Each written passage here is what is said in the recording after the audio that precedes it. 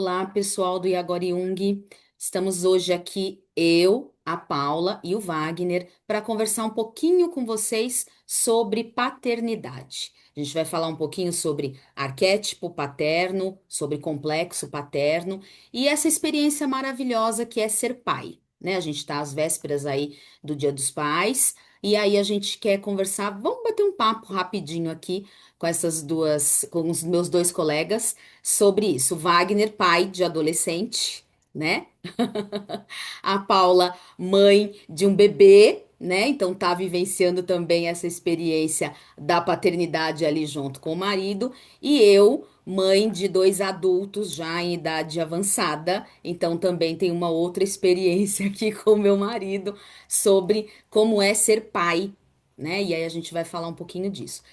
Lembrando, né, o Jung fala do arquétipo, né? O arquétipo, ele é comum a toda a humanidade. Então, quando a gente fala de arquétipo paterno, a gente está falando de toda a experiência que o ser humano vivenciou com a experiência pai até os dias de hoje, né? Vai sofrendo alterações aí ao longo de séculos, né? E aí, e isso nos faz iguais neste sentido. Então, todos nós teremos as mesmas, o mesmo arcabouço ali sobre o que é pai, o que é paternidade, né? E paternagem, que aí a gente vai daqui a pouco explicar um pouquinho as diferenças. E aí, para além disso, a gente tem o complexo, que vai ser formado a partir da experiência pessoal da pessoa. Aí é o que nos diferencia. Então, cada um de nós aqui vai ter um complexo paterno diferente, que tem um núcleo nesse arquétipo, que é comum a todos nós, mas que vai ser diferente na medida da experiência que eu vou tendo com o meu pai pessoal ou com as outras pessoas ali que podem exercer a função paterna, tá bom? Então a gente vai conversar um pouquinho sobre isso, né? Paulinha? Oi, gente, tudo bem? Eu queria refletir um pouco aqui sobre o início do que é o complexo paterno, né? A Keller já explicou um pouquinho sobre os conceitos de arquétipo, de complexo, mas queria refletir aqui um pouco com vocês o significado, né, do pai dentro da psique. Então, o Jung gastou um pouco ali o vocabulário dele, até estava pegando aqui um trecho, mas acho que para além da obra fria, enfim, a gente pode refletir um pouco o que significa, e até os neo-jungianos trouxeram um pouco a importância do pai dentro da psique. Quando a gente fala de pai, a gente não fala só da figura, né, homem, genitor ali, biológico, enfim, presente ou não presente. A gente está, para muito além disso, falando de um conceito, né? Então, quem que representa essa figura que limita, que põe ordem, que leva para o mundo, que orienta, que direciona, quem que exerce esta figura de masculino, quem que dá essas referências de vocabulário de mundo para a criança, né? Que pode ser um tio, que pode ser uma mãe, que pode ser o pai de fato, pode ser um padrasto, pode ser múltiplas figuras, inclusive podem exercer essa figura do arquétipo de pai e que pode compor, né, essas ilhotas que são o complexo. Então, né, acessar essa figura arquetípica do pai pode vir munido de muitas pessoas. A gente pode acessar de várias formas esse complexo. Então, ele pode ter um viés positivo, ele pode ter um viés negativo, ele pode ter um viés competidor, ele pode ter um viés parceiro, um viés amigo, mas eu acho que a importância quando a gente pensa nisso é pensar que quando a gente fala de complexo paterno, a gente está falando dessa figura que acessa essa energia do masculino. Tipicamente, né, historicamente, no universo do patriarcado no qual a gente vive, atribuído à figura do homem dentro de casa. Não necessariamente, não exclusivamente, as coisas vêm mudando, mas desde a era do bronze ali, atribuída a essa figura do homem. Mas eu queria ouvir um pouco mais do Wagner falando sobre isso, afinal de contas é o homem que temos aqui para falar dessa figura do paterno aí. É muito interessante o que vocês apresentaram, agradeço desde já, né, participação aqui, trazer um pouquinho da minha experiência. Eu acho que o legal é trazer. O Jung sempre falou que a psicologia é a ciência do indivíduo, né? É óbvio que ele precisou falar de inconsciente coletivo, porque Uhum. nós somos constituídos de universais, mas no fim das contas a experiência individual ela é fundamental. E por mais que às vezes não soe muito bem, eu acho que existem diferenças mesmo na maneira como homens e mulheres acabam sentindo as coisas, talvez até pela maneira como esses universais se combinam nos diferentes gêneros. Mas o que eu acho muito bacana, né, que nem a gente estava antes de entrar aqui para começar a falar com vocês, a gente estava falando sobre a frase clássica sobre a maternidade, que é ser mãe é padecer no paraíso. Muitas vezes o pessoal esquece do padecer e fica só com o paraíso. E o que, pela minha experiência, ficou muito marcado é que, de fato, embora a paternidade também nos roube um pouco a identidade, né? Aquela individualidade. Não dá para comparar, pelo menos quando eu olho para minha esposa, quando eu olho para outras experiências, a maneira como a parentalidade para a mulher é muito impactante, ou costuma ser, né? A maternidade é muito demandante, sobretudo nos primeiros anos, né? Então, quando eu olho para a minha experiência, não só falando aqui como se eu tivesse acertado, pelo contrário, houve muitos erros, então é com base na minha experiência, no sentido de erros mesmo, eu noto que é fundamental para o exercício da paternidade, né? Da paternidade, que é muito diferente de ser um progenitor ou um genitor, né?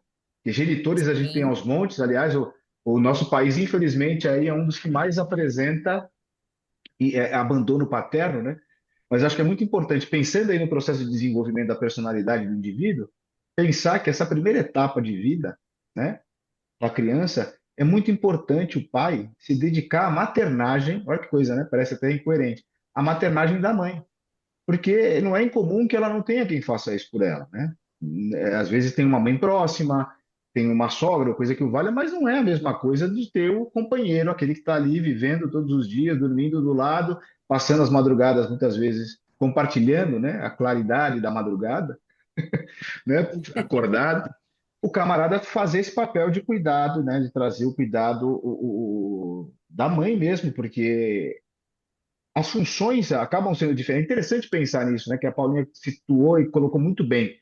A gente está mudando muitas coisas, né, não são mais como antes. Mas tem algumas coisas que são inevitáveis durante o processo. A primeira idade, ali até os 3, 4 anos, tem coisas que, por mais que você acorde de madrugada para fazer, você não vai conseguir resolver com o homem o problema da criança.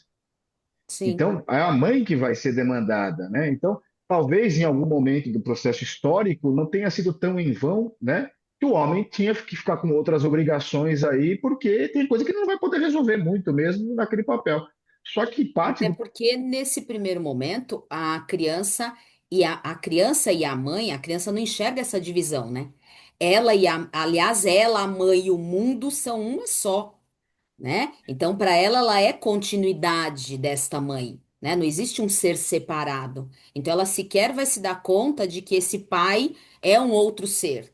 É tudo uma coisa só, né? Então, esse pai precisa estar muito mais em função de acolher essa mãe, emocionalmente também falando, muito mais do que nessa questão prática que você está dizendo, Sim, mas muito emocionalmente, porque a gente perde a identidade, a gente vira só mãe.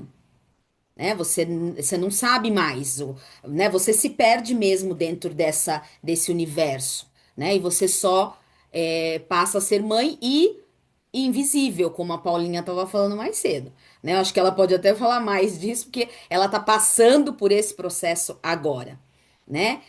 Eu passei por esse processo há 30 anos. Né? Então, é bem diferente, né? Inclusive paternidade e maternidade há 30 anos atrás e agora.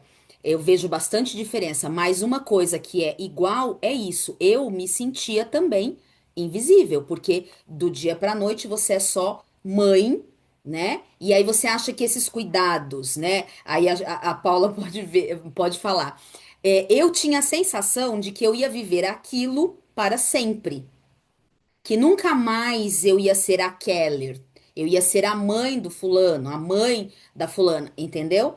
Sempre isso. E assim, tudo, né? Você vai, desde o momento que você vai sair de casa, né? Porque assim, é bolsa, é isso, é aquilo, aquilo outro, papá. até você retomar depois a tua individualidade e essa separação que eu falei que para o bebê no começo não existe, acaba não existindo para a gente também, né? Porque a gente vira o, né, só o cuidado com aquele bebê, sabe? Então eu acho que isso em 30 anos não mudou, né, Paula? Eu acho engraçado até pensar que não só não mudou, como é biológico, né? Então, assim, às vezes eu me pego pensando naquelas besteiras assim, nossa, como que a minha avó deu conta de ter 5 filhos sem tecnologia? Porque eu não vivo sem minha lave seca. Eu falei que se ela pedir demissão, eu peço demissão na sequência. E tantas outras coisas, micro-ondas, etc., né? Coisas que parecem Sim. bobas, mas que facilitam a vida cotidiana. Agora, se a gente parar para pensar na pré-história, na biologia mesmo da coisa, bem originária, a mulher ficava normalmente dentro de uma caverna com os filhos. E pensando simbolicamente a caverna, né? A gente pode pensar que a caverna representa o inconsciente, tal qual o útero, que é o vaso alquímico. Né? Então, o nosso processo aqui também de análise é um processo de maternagem na medida em que existe uma alquimia entre os personagens no setting terapêutico. E se a mulher fica dentro da caverna e ela é responsável por fornecer a nutrição à criança, então ela produz biologicamente o leite que alimenta a criança. Quem traz água, porque essa mãe dentro da caverna, ela não tem, né, água filtrada, ela não tem como ir Sim. atrás disso e nem sempre vai ter à disposição. Ela não vai ter iFood para ser entregue dentro da caverna, então ela precisa se alimentar. Então essa função não pode ficar com ela. Ela não pode ficar nesse encargo porque ela não tem como sair, porque tem variação de temperatura lá fora. E a criança pode morrer de hipotermia. E a criança pode precisar mamar, ela tá lá no meio caçando, não dá. A criança chora, ela pode atrair predador. Então essa mãe fica confinada dentro dessa caverna. E eu acho que se a gente transportar essa ideia dessa caverna para o tempo moderno, isso não mudou. Por quê? Porque a gente lá fora tem pandemia, porque a gente lá fora tem gente que quer beijar a criança. Ai, meu Deus, pleno século É, XXI, tem gente querendo sim. beijar recém-nascido. É, então, assim, tem uma série de questões. Claro, a vida moderna traz uma série de inovações. A mulher dentro do mercado de trabalho, no momento posterior a gente pode discutir isso, porque não é a proposta de hoje. Mas, assim, a ideia desse pai que traz a comida, que alimenta, que, né, assim, de certa forma provê as coisas, e talvez a palavra provedor tenha ficado muito atribuída hoje a uma questão religiosa, uma questão meramente financeira, mas para muito antes disso, essa questão do alimentar essa mãe, do dar suporte para que ela possa exercer essa função da maternagem nessa Prover até criança. calma, né? Tranquilidade para poder exercer Exato. isso. Prover afeto, como você colocou, Prover né, Carla? afeto, É é prover, Prover muito é afeto. amplo, prover, né? exato. É por isso que o exercício da paternidade, né, é muito. Eu acho que a responsabilidade envolvida com o exercício da paternidade é negligenciado ou ele é diminuído, porque na verdade não é. Tem muita coisa. Só que poucos conseguem encarar isso. Essa ideia de sair, né, que tem muito a ver com o princípio masculino de ir para a vida, para trazer as coisas, para Uhum, conquistar. A gente vai falar mais no processo de desenvolvimento que na frente o pai faz esse parto, ele tira a criança da caverna, aproveitando a metáfora da Paulinha, né? uhum, Ele vai tirar a criança da caverna e levar para o mundo. Vamos apresentar esse mundo que eu Sim. estou conhecendo aqui, eu vou te inserir nele para você conseguir lidar com o que tem que acontecer. Mas antes disso, né? Esse processo de ir lá fora e trazer e prover, tem homem que se perde, né? Que vai e não volta, né? E aí a gente tem um problema grave. O cara sai Estatisticamente, isso, aqui no Brasil, a gente tem um problema seríssimo, né? seríssimo, é. Né? Vamos dizer que ele saiu para, no caso da caverna, não foi para comprar o cigarro, mas foi para fazer o cigarro e não voltou nunca mais, né? exatamente. Então, a gente está brincando, mas é seríssimo, né? A gente É, é um caso grave, porque entra numa outra questão, né? Pensando dessas duas dinâmicas, né? Desse pai que cuida, que prove em todos os sentidos a mãe durante o período em que ela está super envolvida, né? Interessante pensar na palavra aqui. Envolver é você estar ali. O desenvolver é você sair do envolvimento. Então, quando exato. a criança cresce, ela vai se desenvolvendo para ir para o mundo. E o pai é fundamental para botar essa criança para ir para o mundo. Não que ele É vá, o assim pai que como. tem que fazer, né? Esse desenvolvimento, né? Tirar Sim. ele, inclusive, desse envolvimento com a mãe, Exato. né? E Embora assim, muitas acho mães que tenham que fazer isso hoje, né? Pensando nessa dinâmica É, estatística, tem que fazer esses dois papéis. Imagina como do ponto de vista psíquico é complicado para uma criança nesse contexto, né? Paulinha falar, desculpa, Paulinha.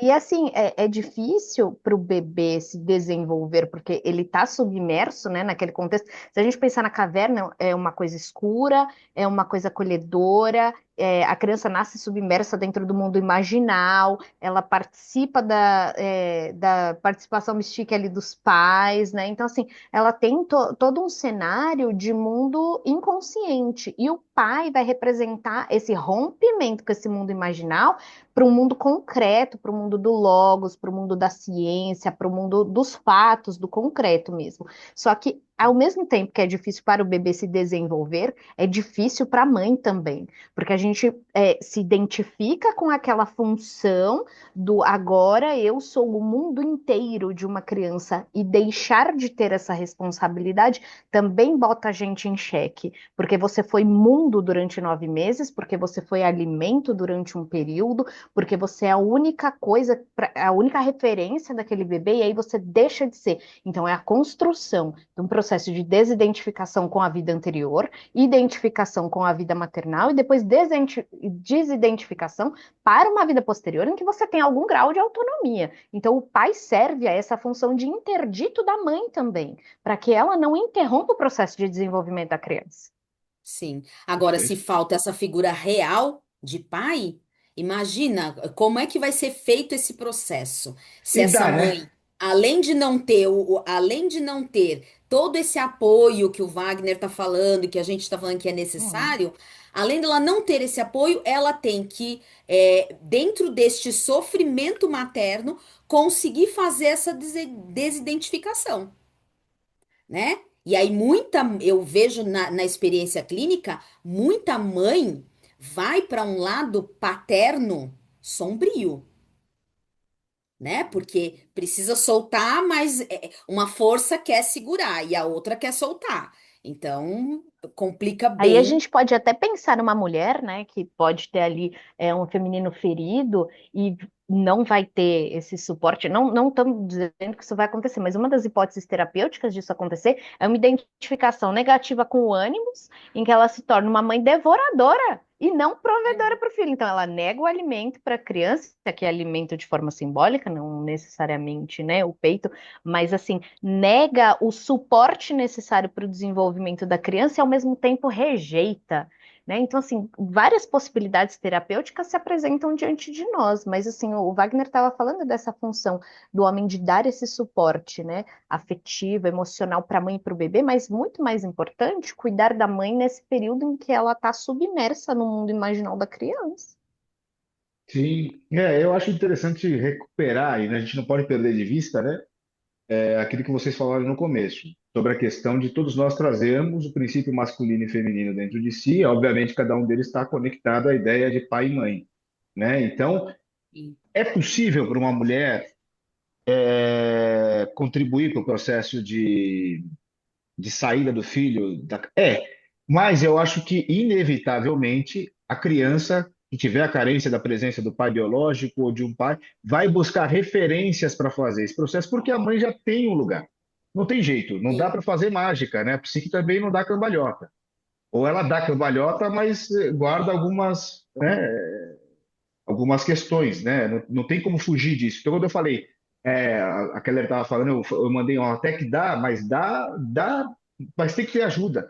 Né? É muito louco Dá pensar. porque mas aí é que tá, eu acho que dá em função da necessidade que se apresenta. Né? Não é que, né, dá com tranquilidade, mas eu acho que, principalmente a gente levando em conta o cenário que a gente vê aqui, né, no Brasil, é isso, assim, dá porque tem que dar, né? Porque não tem outra alternativa, ela vai ter que lançar a mão ali. E aí a gente, talvez até dê para fazer isso com uma certa qualidade.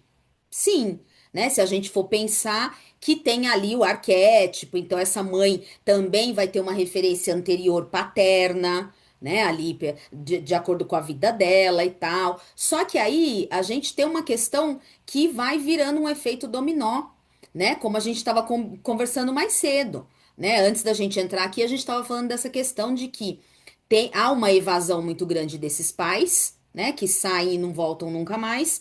E aí, quando esses filhos se tornam pais, eles não têm uma referência pessoal. Então, eles podem se perder no arquétipo, porque o arquétipo é tudo, né, gente? O arquétipo é toda a possibilidade, né? Eu sempre falo para os pais e mães que eu atendo: se tem uma coisa que a gente sabe é que a gente vai errar, porque a gente vai tentar fazer o melhor possível, mas não tem como um pai e uma mãe cobrir tudo, né? Porque o arquétipo é vasto demais, então você vai fazer o melhor ali, Sim, né? e nesse caso, né, Keller, a tendência é ele errar para o lado da formação da própria experiência, que é por complexo que ele tem. Então, o Sim, camarada que teve ausência do pai, ausência da presença desse pai, ao se deparar com o desafio de ser pai, ele pode ter várias respostas, várias hipóteses, como disse a Paulinha, né, várias hipóteses psicológicas podem se manifestar. Uma delas é ele fazer a mesma coisa que o pai dele fez, que sim, é fugir desse papel porque ele sequer consegue entender como ele pode cumpri-lo. Ou então ele pode entrar, ir para o desafio, mas de repente ser sorvido pelo papel que ele estava acostumado, ou seja, ele regride. E ele entra é, numa condição de competir pela atenção da mãe pelo filho. Justamente o contrário do que a gente estava falando sobre o papel do pai de nutrir de afeto também essa mãe. Na sim, verdade, ele vira alguém que vai cobrar ainda mais da mãe e vai tirar a parte da nutrição que deveria ser dedicada a essa criança, é, reivindicando que ela seja dada a ele, né? Então tem várias dinâmicas que podem sim, acontecer, né? sim. Inclusive, projetando nessa criança a própria carência de pai, né? Porque ele cresce com uma carência de pai e a hora que ele se torna pai, ele olha para essa criança e ele vê a própria criança, né? Ele projeta toda a dor dele nessa criança, né? E aí ele não sabe o que fazer com isso, né? Então, muitas vezes quando eu tenho experiências assim no consultório, na verdade, é ensinar esse pai a ser pai de si mesmo antes de ser pai do filho, né? Exatamente. É muito bacana isso que você está falando. Só para eu complementar, que você falou um negócio que para mim me deu um gancho nesse sentido de o cara paternar a si mesmo antes de paternar a criança, porque não é incomum que mais do que perder a noção de um pai para si, porque ele nunca teve, né? Na verdade, provavelmente Sim, ele nunca teve, e de estabelecer esse vínculo de competição, ele vai ter que encontrar agora, né? Talvez nas referências, aí entra um processo terapêutico altamente complexo, né? É aquilo sim. o que eu queria dizer é o seguinte: é muito comum também, a gente está falando da ausência do pai como um grande problema, mas também tem presenças, pelo Ai, amor, hein? sim. Então, é esse o gancho, porque às vezes, mais do que só essa competição com o filho, a gente está entrando aqui, mas que o cara tem uma outra referência paterna que é de muito menos segurança para ir para a vida do que de insegurança. Porque a chegada do pai, muitas vezes, né, por tudo isso aí, vai uma questão de história dele próprio, enfim, mas ele era a representação do terror, né? O camarada, por exemplo, dependendo de como ele se comporta, a questão da violência doméstica que não é incomum, né, envolvendo Sim. e aí entra muito isso, né? Provavelmente esse cara não soube se paternar, porque para ele estar passando por todas essas questões, ele volta a um estado infantilizado, só que com a responsabilidade de um adulto e com o poder, digamos assim, com a autoridade de um adulto. E aí ele se comporta como? De forma completamente desastrosa, né? Também é uma outra possibilidade. É, Com certeza, essa questão, inclusive, da agressividade como resposta, é uma possibilidade num lugar em que o adulto ele olha para a criança e ele projeta dentro da criança todas as possibilidades, né? O adulto é a escolha das possibilidades, a criança é a vastidão das possibilidades, porque a criança ainda não tomou decisões suficientes para limitar os caminhos. Então, todos os caminhos são absolutamente possíveis, né, para o desenvolvimento. Então, existe uma expectativa em cima da criança, que muitas vezes é isso, né? Quando a figura do pai olha para a criança e compete, ele está de fato competindo por atenção daquela mãe, porque ele precisa que alguém ocupe esse espaço do nutrir, que foi rompido ali no passado, né? Normalmente a gente enxerga dessa forma. Mas mais do que isso, é isso, né? Às vezes tem presenças que também são ausentes, ou presenças que são tão danosas que a ausência se faz necessário. Então, às vezes o filho se desenvolve mais nessa ausência do que na presença. Então, um pai violento que se ausenta para ir trabalhar, essas ausências permitem desenvolvimento, né? Ao passo que a presença cerceia, a presença limita, a presença diminui, a presença mina a confiança, dentre tantas outras circunstâncias, né? Então, como que essa criança vai se desenvolvendo apesar de, né? Então, às vezes a criança se desenvolve com e às vezes ela se desenvolve apesar de. E isso é uma grande questão dentro do complexo paterno, né? Então, assim, como que essa criança posteriormente vai se tornar um adulto mais confiante ou menos, vai se tornar mais seguro ou menos, vai se tornar uma pessoa mais ética ou menos, porque o complexo paterno carrega com ele toda essa questão do logos, né? Então, assim, como que esse intelecto vai se desenvolver? Vai ser uma pessoa que vai ter a necessidade de atender a necessidade do outro, vai ser uma pessoa que vai se tornar hipervigilante, que vai ter uma questão com ansiedade, ou vai ser uma pessoa segura, vai ser uma pessoa egocêntrica. Tem uma série de questões que o complexo paterno atrela, no mundo adulto, né? E aí, eu acho que as diferenças nisso tudo, porque é isso, são todas possibilidades, né? Então, a ausência vai promover uma coisa, a presença danosa vai promover outras coisas. E aí, para mim, é a grande sacada do Jung, é perceber a força do arquétipo, né? Então, você não tá fadado a nada, né? Nem a ser um pai assim, um pai assado a partir da tua experiência pessoal, né?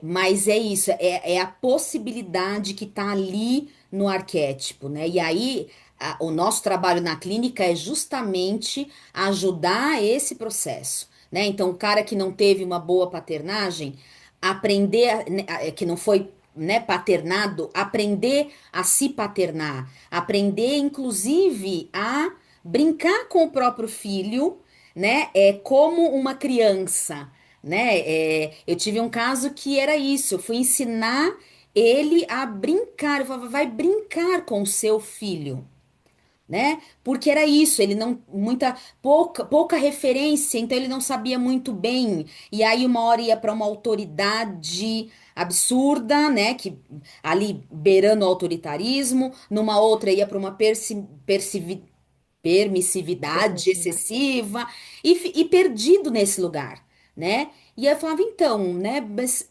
tenta olhar para essa criança, tenta ouvir essa criança, né? Tenta ser criança junto, porque você precisa resgatar a sua própria criança, né?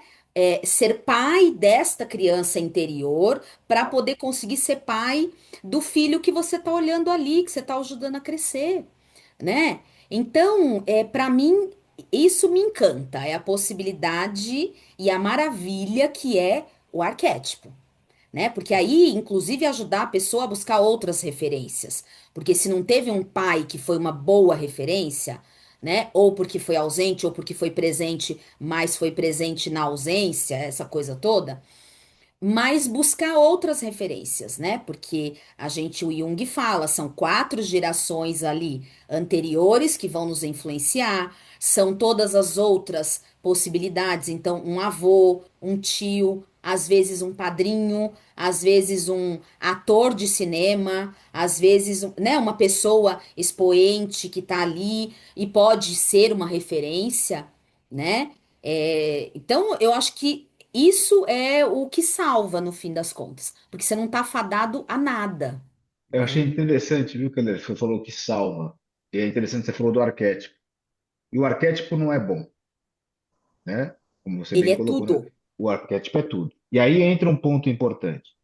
O Winnicott, que não é necessariamente um analista, mas ele fala um negócio interessante sobre as mães, né? A mãe suficientemente boa. E a É, mesma coisa vale para amo o esse pai. conceito. E a mesma coisa vale para o pai. Por quê? Porque não sei se vocês repararam, né? Nesse zigue-zague de possibilidades que às vezes se opõem e ambas trazem problemas, porque é isso, né? Na antinomia Sim. você tem dois pontos que se opõem plenamente, ambos estão certos. O fato é que um pai também perfeito, que atende todos os requisitos que nós supostamente colocamos aqui, é ruim. É, Então, vamos cometer uma série de erros, porque faz parte do processo de desenvolvimento daquele individinho que vai crescer, faz parte do Sim, processo dele, lidar com esses erros e entender o para que esse erro aconteceu na vida dele sem que ele tivesse escolhido, sim, que é a busca pelo significado. Então, no fim das contas, a gente vai procurar ser o melhor pai possível, a melhor mãe possível, a gente falou aqui, só que o controle sobre isso é muito pequeno, para não dizer nulo. O que nós isso fazemos que é é contribuir. quase nada. Quase nada.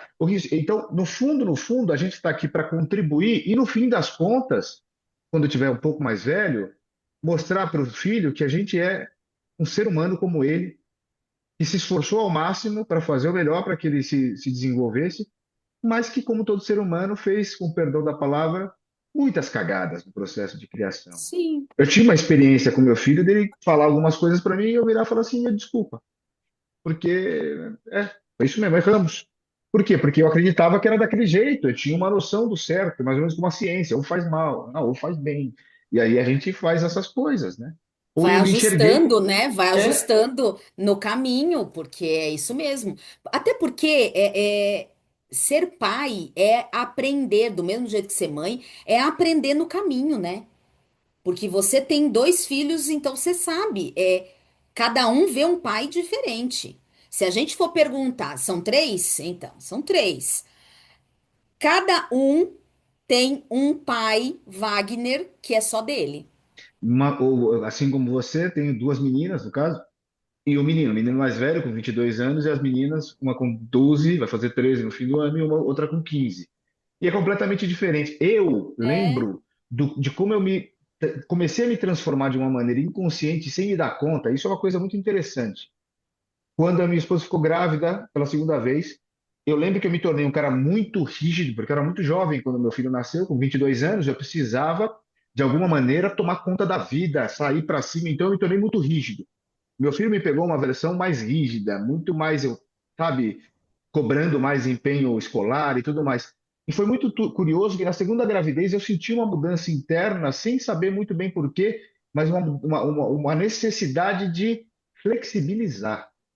E Olha, depois, fazendo uma análise retrospectiva, eu cheguei à conclusão de que era a necessidade de eu acessar um feminino em mim, que estava distante porque em determinado momento da vida eu precisei sair muito para a vida. Eu estava o tempo inteiro em estado de guerra, pronto para a batalha. E aí, em determinado momento, eu falei, não, peraí, é muito não interessante precisa, né? perceber. Não precisa, mas é muito louco, porque antes de sair o resultado do ultrassom, que era uma menina, eu percebi que estava mudando alguma coisa em mim. É muito curioso Olha, isso. Olha só, por enantiodromia, parece que você tinha essa necessidade pendular de compensar, até porque a psique é compensatória, né? Então, é. assim, de certa forma, na constituição do indivíduo, seja nós enquanto pais, seja nós enquanto filhos, a gente vai acessar compensações dentro de nós mesmos. Então, quando a gente unilateraliza um lado da consciência, e hoje em dia a gente vive esse monoteísmo da consciência mesmo, né? Esse único Deus aí, ó, Santa Consciência, a gente precisa lembrar que a gente precisa acessar um pouco outro lado. Eu tenho experienciado uma coisa muito bacana com o bebê, que o quanto eles têm necessidade de sono, porque a consciência é extremamente desgastante, a gente perde a noção disso quando a gente é adulto. Então, além de acessar uma visão extremamente inocente, curiosa de mundo com o bebê, porque o bebê, ele não tem noção de perigo, ele não tem noção de risco. A gente em volta tem, né? Tipo, isso machuca, mas é a gente que impõe esse limite na criança. A criança não tem essa percepção. Ela tem uma visão curiosa, uma visão entretida com o mundo, né? Que às vezes falta pra gente. Mas além disso, a criança ela explora e ela vive de forma aberta, ela acessa todos os aspectos do arquétipo. E ela se cansa com facilidade, porque ter essa visão curiosa de mundo, essa visão exploratória é cansativo. Experienciar a consciência é cansativo.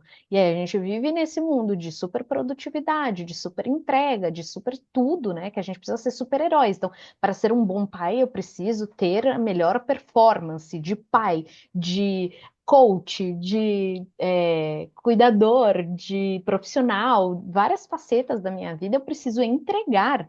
E aí, gente, que horas que sobra para integrar esses aspectos fragmentados da nossa personalidade, né? É. E se não tomar cuidado, não dá conta. Não dá conta, É, porque é uma cansativo. exigência absurda de tudo, né? E é o que o Wagner falou, a hora que você tenta ser perfeito e assim, né? Ou não dá, não tem como, né? Até porque cada criança vai absorver algo que você não tem a menor ideia. Então você faz uma coisa achando que você está fazendo a melhor coisa e cada um vai absorver de um jeito, né? Eu brinco que eu falo, nossa, é muito engraçado porque eu vou conversar. Meus filhos às vezes vão contar algumas histórias, né?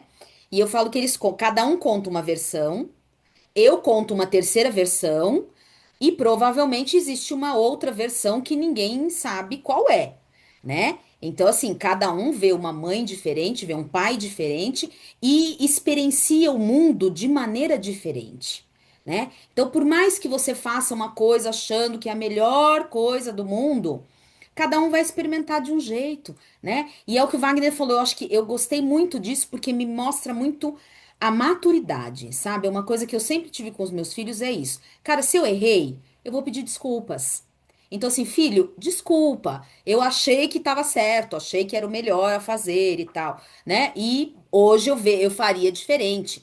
E eu acho que isso é uma coisa também que a gente precisa lembrar que vale tanto para pai quanto para mãe, que não adianta você ficar olhando lá para trás e pensando, ah, hoje eu faria diferente, né? É lógico que hoje na minha maternidade eu faria mil coisas diferentes e acho que o Wagner também faria na paternidade um monte de coisas diferentes. Mas a gente fez o melhor naquele momento, Sim. né? E é muito doido, Keller, só para pegar o seu gancho, acho que a gente também já está no momento de finalizando, né? Encerrar. É muito doido pensar que o pai tem essa autoridade, muitas vezes às vistas dos filhos, no primeiro momento, ou deveria, ou quer que tenha, e no fundo, quando você quebra e fala, desculpa, eu errei, você dá a ele o direito, e talvez seja difícil para ele enxergar numa adolescência, de que essa autoridade absoluta ou essa perfeição moral, ela é uma grande ilusão. E que ele pode sim Sim, entrar em contato com a própria humanidade e se considerar falível, se acolher. A gente começou falando de acolhimento, sim, né? Como é que eu vou acolher o meu filho sem me acolher? Então eu tenho que acolher os meus erros como pai, ensinar meu filho a acolher os deles. até para o seu Assim, filho te tirar do entendeu? Olimpo. Exatamente, Né? porque Porque o aí que ele a vai. gente recebe de adultos no consultório, que ainda olham para pai e mãe como se fossem deuses, e aí não conseguem se desenvolver, né? A gente falando de novo de sair desse envolvimento, por conta disso, porque, né, ou coloca os dois num pedestal e aí são deuses, ou é muito comum, pelo menos na minha prática clínica, um tá no Olimpo e o outro tá no inferno, né? Então, ou o pai é um deus e a mãe é o demônio, ou o contrário, né? Então, a hora que você olha para o seu filho e admite um erro e pede desculpa, ele também acessa essa dimensão da tua humanidade, de falar, meu pai não detém a verdade. Ele também erra, ele é um ser humano, ele está caminhando e está aprendendo exatamente como eu, né? E a humildade de se colocar nesse lugar, né? Porque assim, a criança, ela tem aquele olhar de que os pais têm todas as respostas do mundo. Parece que a gente é Google, né? É, É, então, assim, pedir desculpas é aceitar ser retirado desse lugar de onipotência, onisciência, para se colocar de novo num lugar de humanidade. E é um reencontro com a gente mesmo, né? É um reencontro sim, com a nossa própria humanidade, porque é um lugar bastante estigmatizante, a paternidade. Né? Então, quando a gente se torna mãe e pai de alguém, a gente ocupa um espaço de Deus. E aí a gente precisa se retirar desse lugar em determinado momento, para é, eles e para a gente, porque a sim, projeção deles mina o desenvolvimento deles, mas também coloca a gente num lugar de extrema responsabilidade, porque Deus não pode errar, né? Então, assim, fica exatamente. difícil E, ocupar esse é, lugar também. e É. aí é importante virar e falar para eles, no máximo na nossa imperfeição. Eu não sou a verdade, mas você vai fazer o que eu estou mandando, né? Tô brincando, é claro. Excelente! Eu tô, tô Mas eu brincando. acho que é bom, a gente poderia ficar conversando aqui horas, né, sobre isso. Mas para a gente ir encerrando, né, eu acho que, para mim, na minha prática clínica, o que eu falo sempre para pais e mães é que, porque é uma verdade para mim, o maior segredo em você criar um filho, e foi assim que eu criei os meus, é diálogo. Sabe? É se colocar numa horizontalidade. Claro, né? Cada fase da vida, né, vai exigir uma postura de pai, uma postura de mãe, mas você tem que ir ajudando essa criança, adolescente, depois o jovem adulto a se desenvolver. E eu acho que a melhor maneira de fazer isso é diálogo, Uhum. né? Porque quando você conversa com seu filho ali desde sempre, né? Ele vai se desenvolvendo, entendendo toda essa dimensão, né? Difícil de viver que é ser humano, né? E aí, aproveitando o teu gancho também para deixar a minha última palavra, é isso. Para o pai, muitas vezes é colocado nesse papel de última palavra, né? Do logos.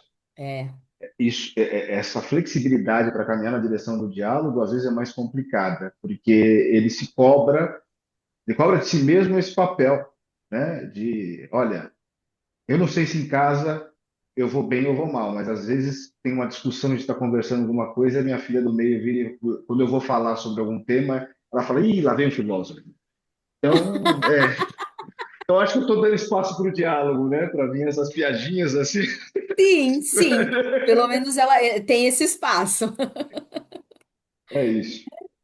Ai, é isso. Mais alguma coisa, Paula?